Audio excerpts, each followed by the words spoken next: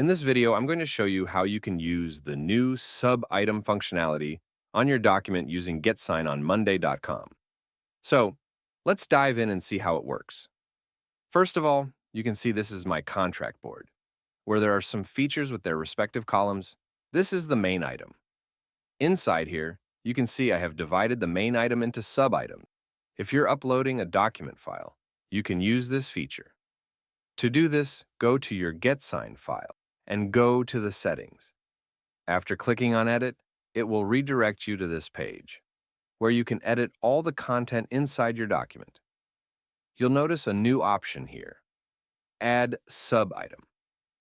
Just click on Add Sub-Item. You can configure which columns you want to display in your document. For now, I want to display the assignees, status, hourly rate, and the hours estimated.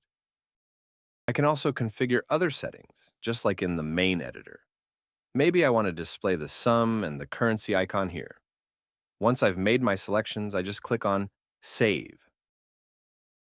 When you click on Preview, you'll see the details formatted in the UI.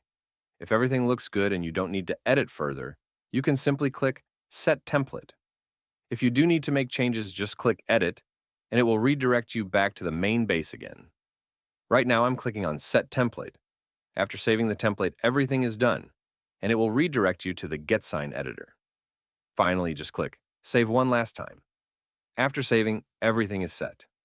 Now, you can save this document for signing, and your receiver will see the exact same thing, including all the sub-item details in your contract. Now let's see how your receiver will view your document. This eliminates the need to juggle between multiple tools. Everything you need is right here. Keep using GetSign for all-in-one document management solution on Monday.com.